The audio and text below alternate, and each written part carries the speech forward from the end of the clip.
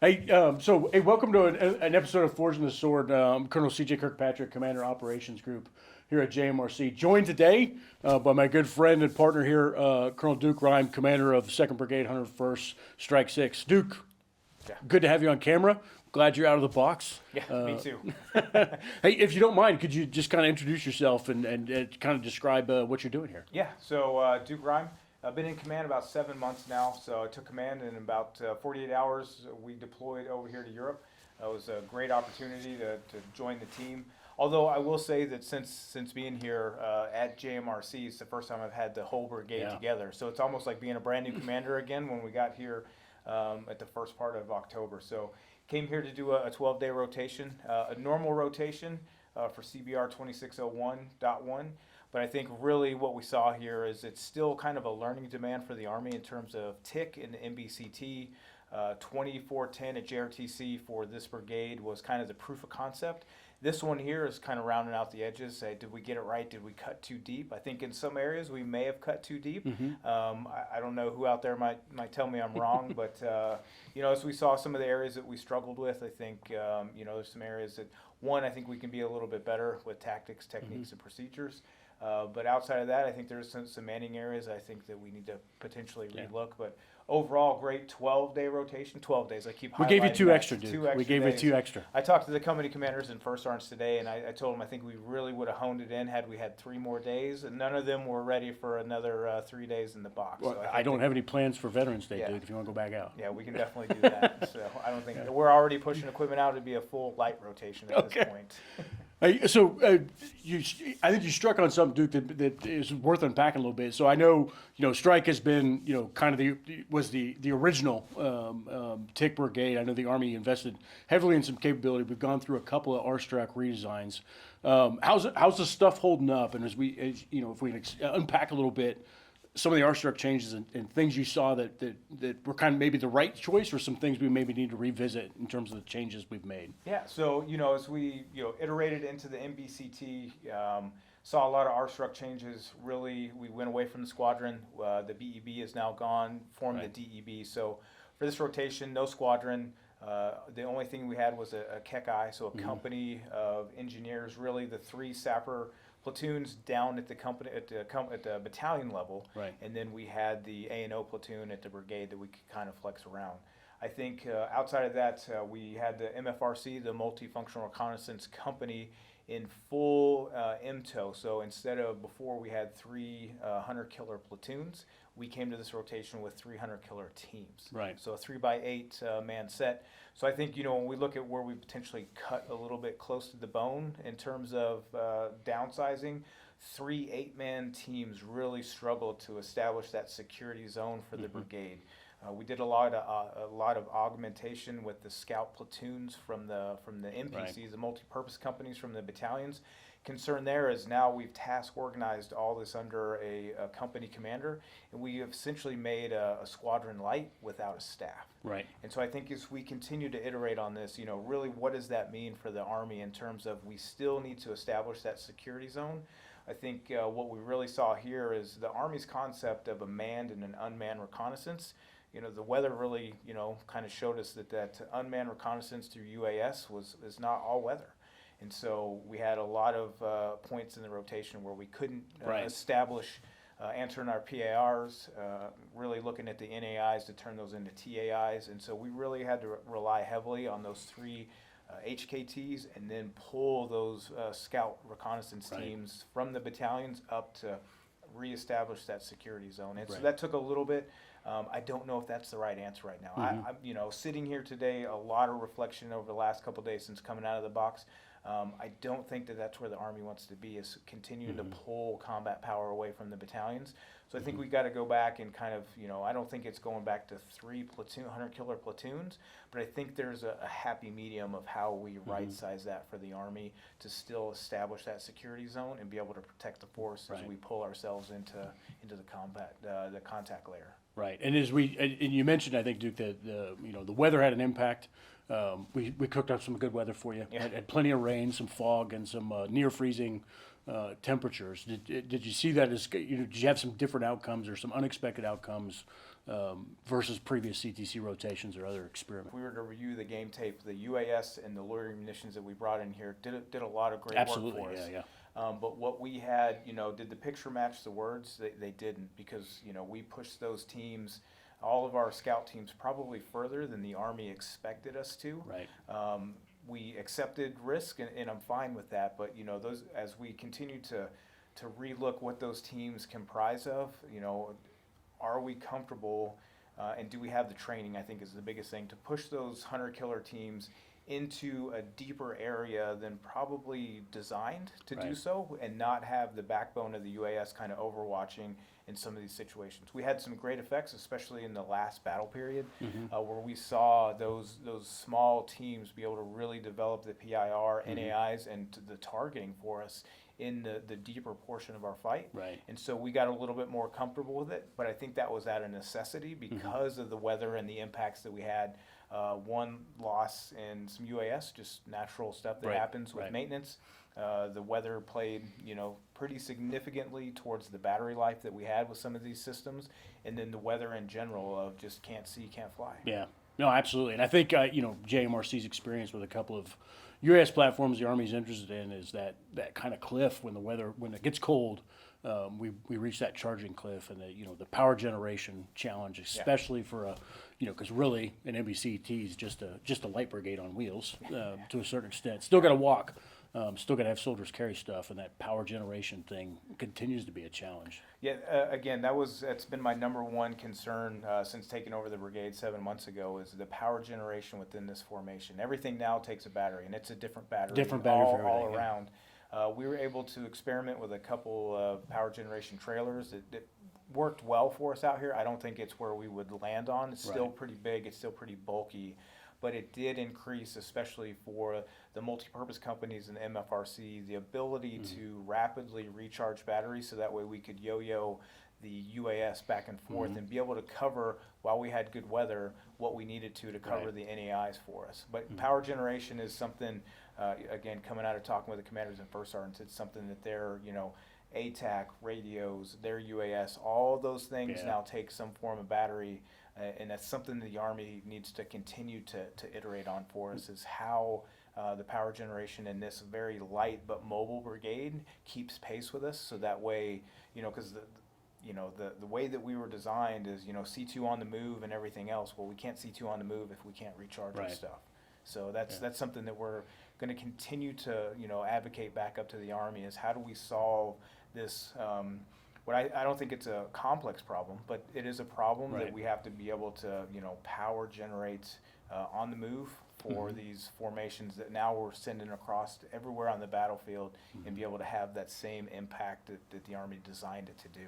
Yeah, awesome. Hey, so if I can change gears on you just a little bit, Duke. So it's a fascinating question, I think, for every brigade commander in the Army right now. Like, the Army's asking us to train differently, fight differently, innovate, try different ways of new forms of mass maneuver, new ways of achieving combined arms on the modern battlefield. How do you, in kind of like the original, kind of Tick Brigade, how do you kind of balance that spirit of innovation? And I saw it every day in the box, that spirit of innovation at, the lowest level, your young leaders, trying to think their way out of problems. How do you balance that with, because at the end of the day, we still have to fight, right? Still battle drill 6. We still got to do these things. So balancing that innovation with focus on fundamentals.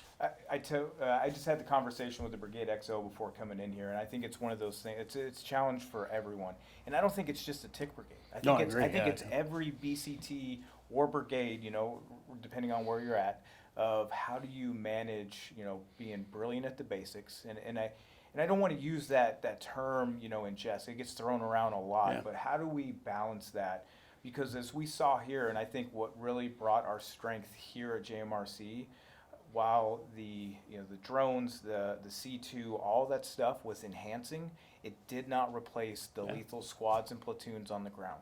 And what it didn't replace those batteries who understood how to camouflage, how to unmask at the right time. It didn't replace those distribution platoons being at the right place at the right time with the right commodities. So, over the last 7 months, what we really Strike really focused on was getting back to the basics, understanding that, we need to be able to seize and hold key terrain, close with and destroy the enemy.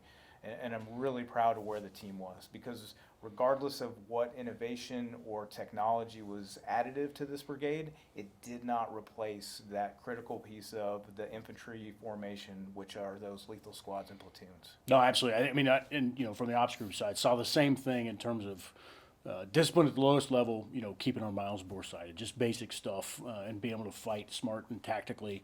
Because at the end of the day, that's kind of, we still got to take ground. We still got to engage in direct combat with the enemy. Fascinating to watch your organization balance, got a lot of great new ideas, but we're still lethal as infantrymen in a firefight when it's time to go. Which was awesome to see. So I think you've got some stuff to share with your peers about how you figured out that balance a little bit. Yeah, and again, I think what we were able to do here in Europe.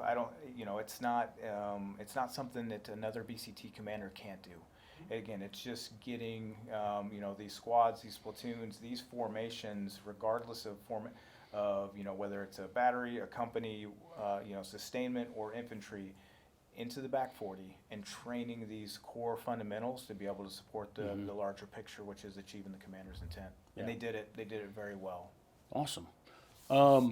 So just if you had to pick one kind of new thing that Strike brought here to JMRC to try, what would that be, and did it perform kind of the way you wanted it to? Yeah, I think the one thing that we brought here and we were able to iterate on a lot more was the loitering munitions. So I think the Switchblade 600s was definitely something that made significant impacts for us. Did it play out the way that we had planned? Not exactly. We had done a lot of targeting boards, what we call flash mobs. Really, it's just the targeting process, but it's more holistic. We bring in everyone. It's not just me, the 2 and the 3 kind of sitting around with the FSO trying to figure out what we can do. Every battalion, the FSO, they understand their capabilities in terms of mortars, their UAS platforms, so that way we can find, fix, finish, assess, and then sustain that fight as we continue that targeting OODA loop. What we saw with the loitering munitions was really it gave us immediate impact to then bring in what we call the 1-2 punch. Hit the lead vehicle, stop it, and then bring in whether it's mortars, another Switchblade, or more importantly the field artillery to then continue to attrit the enemy and really finish them where we want to in that TAI. And so what we saw was those loitering munitions really gave us that ability to quickly stop the enemy and then continue to pile on with field artillery or mortars or even more loitering munitions. And I think that is something that as we continue to integrate in the Army and see where we could continue to innovate, that's really going to be, I think, those loitering munitions to give the power to the lowest level to do that. And it's something that we saw here. Right now I've got 5 systems in my MFRC. Coming out of a lot of AARs today, I think we need to give some of those to the MPC. So that way the battalion has a little bit more of that power at their disposal, and that we focus a little bit more. We would still have 2 at the battalion level, but then we still have the field artillery to be able to shape that deeper fight for us. Yeah, and I think, I watched some fascinating conversations, and you talked about the AR a little bit, but that working through where that lethality is, who has control of it, and how what battlefield geometry means for an MBCT, and then for those battalions. I agree with you. I think the apportionment of the systems, who controls them, and what they do. Army's still got to think through that stuff. We haven't written the manual yet. No, we definitely haven't. And again, it goes back to that lethality piece. We had a lengthy conversation during the AAR about lethality. One of my field grades actually wrote a paper that he's trying to get published right now, and really what we deem lethality now is how do we achieve that overmatch? Right. How do we set that condition in the fight to establish an unfair fight for whatever echelon it's coming to? And I think that's, really as we look at this, how can I get those systems down to the lowest level so that way we do achieve that overmatch and ultimately achieve that lethality for the force. And just I'll be completely honest. You tried to be as evil as I could, right, in building this rotation. We tried to give you, obviously, Bavaria gives its own weather. The box has its own weather machine that I don't control. So you got that nastiness. Faced an op 4 who was peer or near peer in terms of capability, had roughly the same number of UAS, Didn't have some of the lethal one-way. He had some lethal one-way. He had some cable-operated stuff, so he could try and counter your counter UAS and penetrate it. Tried to mess with you with electronic warfare, mess with your radios, mess with your GPS. As you think through, and this is a little more conceptual, right? But it's, because it wasn't perfect. I don't think we gave you like the maximum pure threat. But as you think through like replicating what we see as 21st century large scale combat operations, what we're seeing around the globe, and what you experience in the box, what are your thoughts like on what else we need to change in the Army? What else we need to do? What we need to do as brigade commanders or as trainers to continue to prepare our soldiers for this? Yeah, I think, as you get to sit back a couple days after the rotation, you realize that, and I tell the team all the time, like, we can't leave anything at rest. As we've continued to right-size this formation, I don't want to say downsize, but right-size this formation, the Army's given us a bunch of tools and assets, and I don't think we fully use those. One of which is, the EW. Mm-hmm. We had some EW, and, a couple times we found ourselves leaving it in reserve. We wanted to protect it. It was the toy still in the box. We didn't want to get it killed, but at the same time, what effects would it have had for us if we would have gotten it forward?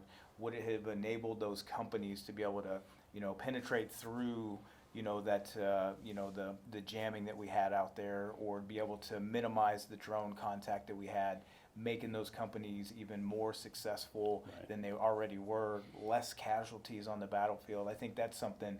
As we continue to iterate for the Army, I think that we have to fully embrace the EW capability or the lack thereof. And I think the step one is just understanding it. Yeah. It's EW for me is like when we throw the alphabet into math problems and we call it algebra. Right. It gets a little bit complicated at that point. And so, I think we have to trust our leaders who go to schools and understand this, and a little bit of self-education on my own part to understand what that capability can do for us and where to put it on the battlefield. It kind of reminds me of when I was a young company commander, and my brigade commander would be like, all right, we're going to give you these Avengers. And you're like, oh, well, so what do I do with these things? You know what I mean? Now I got to babysit them. Where do they go?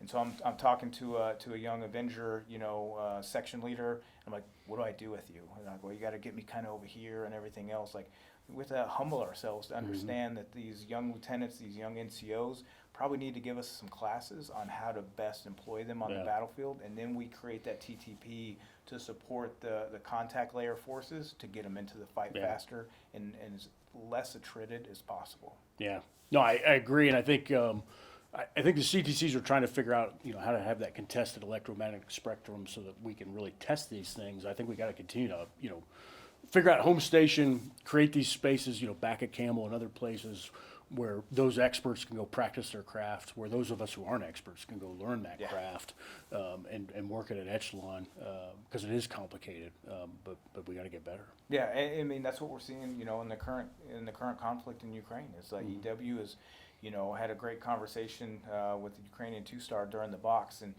just him explaining how important the EW and understanding like where our drones can fly, where they can't fly, how do we create the windows, how do we create the opportunity to be able to do that. It's something that it's going to be evolving every day, and so we can't stop learning, because the minute we do, someone's going to shut that door for us, and then we're going to be super exposed when it comes to our just innate vulnerabilities if we don't embrace EW as an example kind of going forward. Yeah, no, absolutely. I guess I'm going to ask you to grade me, Duke. So was JMRC a good laboratory for you? I mean, you brought your organization here. You had your training objectives. You had some things you wanted to try. You had some things you wanted to prove, some things you want to improve on. Was this a good laboratory for kind of what you wanted to get, what you wanted to get done in the 10 plus the 2 bonus days that we gave you? Yeah, the 10 plus 2. It was a phenomenal experience. And, we said this before. First time coming to JMRC, it's like JRTC and NTC had an offspring that was just evil when it came to, you've got the terrain, you've got the vegetation and everything else. And we were challenged, for being a C2 fix organization. TSM, UOS did not work as advertised for us. Talking with the company commanders today, having them, I was not tracking, they would have to maneuver to open areas to be able to establish a link to talk to battalion or to download, upgrade, updated graphics. And so when it comes to that, really, again, as a learning, demand rotation, it's still showing us that there's still some gaps and seams with some of this new kit that they gave us, and how do we iterate on this? And I've got all the experts back there really writing this out for us of how we inform the Army of, what we need to continue to iterate on. I think it really showed us the capabilities and the vulnerabilities of the ISV, something that, we've kind of dabbled with. 2410 at JRTC showed us a little bit, but I think this really opened up because we had more time on it. Right. And so we understood that, again, it's not a fighting vehicle. Nope. It's a way to get us to a probable line of contact, or really short of. Absolutely, and then dismount it, and then move into, as those forms of contact are overlaying on top of us, indirect, direct, the EW, all those things, understanding where that goes and where those squads and platoons really have to get after it, because the vehicle's only going to do so much for them. I think that's another thing, this is the first time that we've really worked through the BSA cluster concept for our LSB. We didn't, we still have a lot to do. I think we're still very, I don't want to say whiteboard, but, have we written our SOPs with it? No, because I think we're still iterating on some stuff. And it really comes down to the train that we're going to be on, and also a little bit of the manning and equipment that we're going to have with it to be able to support these faster moving companies across the battlefield. And I think we're still kind of working through that. And so I think it gave us a great look, but we still have a lot of work to do to be able to prove to the Army of what we're going to need to keep pace with this formation now. No, absolutely, and that's something that watching some brigades come through here, no matter MBCT, ABCT, SBCT, we're doing a lot of fascinating things, testing some new capability in the Army. One place we haven't, right, other than tactical employment and organizational changes, our sustainment node, it's still the same old trucks, and still probably don't have enough radios. Leader to lead challenges, you try and disperse that thing, having sufficient NCO leadership to kind of lead it when you really spread it out as far as you need to make it survivable, really hard to command and control. So not an uncommon challenge. I think one that the Army has yet to tackle. We got to modernize the thing so that it's more capable to deliver sustainment, and we've really got to do some dot meal PF work to make sure it's designed correctly to do what we're asking it to do. The other thing too, it's we got to exercise it more too. That is one of the hardest, in any type of home station training to be able to exercise. And we talked this through the prolonged casualty care and everything else. The whole sustainment enterprise of, we do a CALFEX and we might take the casualty to a CCP, but when do we truly exercise it through a roll 1 to a roll 2, or an overstrength roll 1 and have to bypass to a roll 2? And to your point, when do we understand, what generates an emergency resupply versus you can operate in the red because I'm going to get you in a couple hours. I'm not going to push. I'm not going to jeopardize pushing something right now. I'm going to wait for that, that night window when they're going to be a little bit more, survivable, as opposed to getting you something right now because you're feeling a little bit uncomfortable. That's another thing that I think that the commanders had to deal with here, is a little bit of uncomfortability of operating in the red and amber when it came to classes of supply. And they were okay.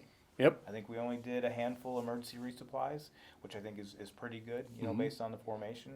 But they also, it forced them into updated, log stats, having, log syncs that were more than just a measure of performance. It was a really measure of,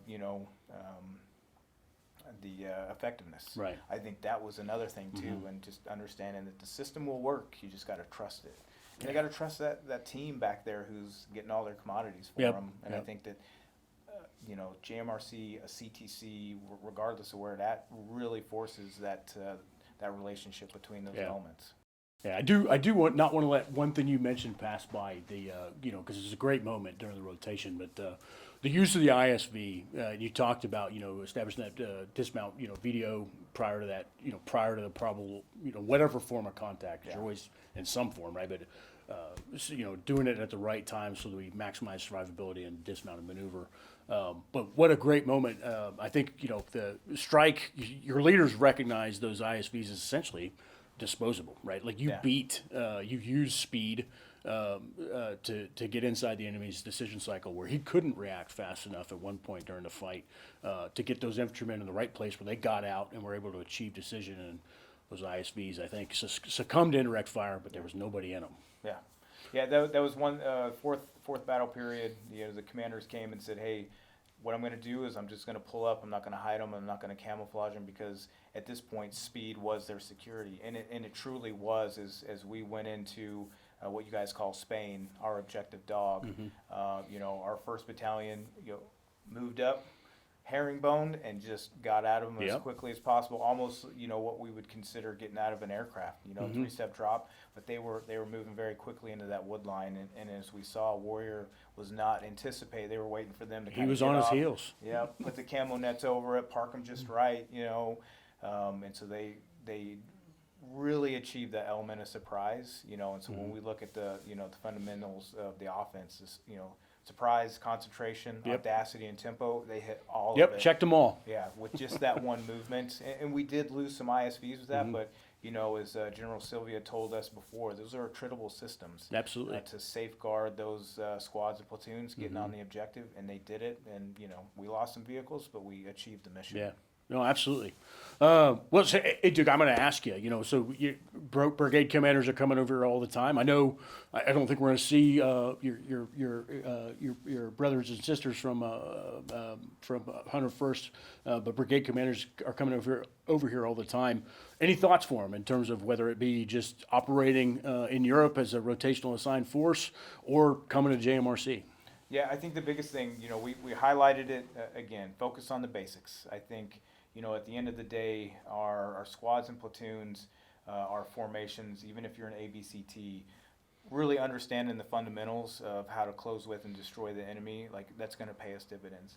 The other thing is, you know, normally before we would go to a CTC back at home station, we would have Operation Lethal Eagle, Right. a big brigade exercise, and a CALFEX. We didn't have that opportunity here. We did a lot of stuff, you know, I say on the cheap, but we ran our own internal CPXs, Yep. our own FSCX. It's getting in there and really iterating on those systems. You know, I think we came in at a really good spot with all of our fighting products, with our SOPs as up to date as possible. Coming out of LTP, we made some adjustments because we saw some gaps in our swings. But I think it's focusing on those key fundamentals. And then as you get here and throughout the course, you know, for us, the 10+2, over the course of that, we continue to improve our fighting position to realize, hey, this is working, this isn't working, let's adjust this. And being open to making those branches and sequels within our own, you know, fighting formations. This isn't working, let's change it. It's not a drastic change, but it's going to increase our lethality across the board and provide us that overmatch that we know we're going to need. I think that's one of the biggest things is, you know, don't be afraid to audit yourself, hold ourselves accountable with those CPXs. We don't need a higher headquarters to do it. Yeah. Do we get the same, you know, I didn't have OCs or anything there, but, you know, sometimes the best critic are ourselves. Sure. You know, we will pick a scab until we bleed to death, Yeah. because we're our own worst enemies when it comes to these things. Yeah.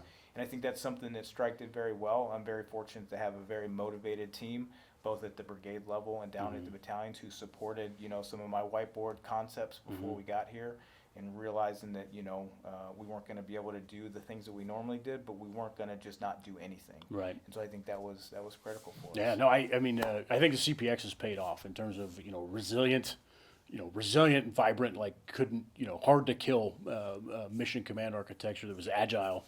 You guys did great. I mean, those CPXs allowed you to really find ways to achieve mission command and echelon across a complex pace that included communication infrastructure and data transport. I mean, it was impressive to watch, and I know I did my part to try and break it, and I don't think I succeeded. No. Well, I mean, I think if we'd have gone that extra 3 days that I was asking for today, we might have. But again, it just comes back to, you know, empowering our leaders, understanding that we're surrounded by phenomenal people in our military. And I'm shocked every day. I'm not shocked. I'm actually more impressed, I think is the better word, of our young NCOs, our young officers who have ideas. And if we listen to them, Right. like, man, we can knock down 3-foot walls and even 6-foot walls by just listening to our great leaders that we got out there, and having the humility to be to understand that you might not be the smartest person in the room, but you're surrounded by a cohort of really intelligent and motivated people.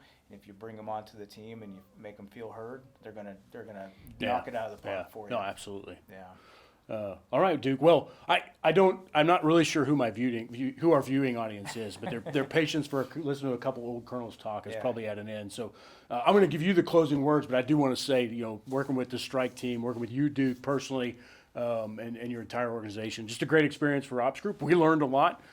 We enjoyed every minute of it, and hope we did our part to help make your organization better, and wish you guys a safe journey back to Fort Campbell. But final words to you, sir. No, I truly appreciate your team was nothing but professional. Every time I turned around, we had OCs willing to help, willing to show us where we could be better, where we had some holes and gaps.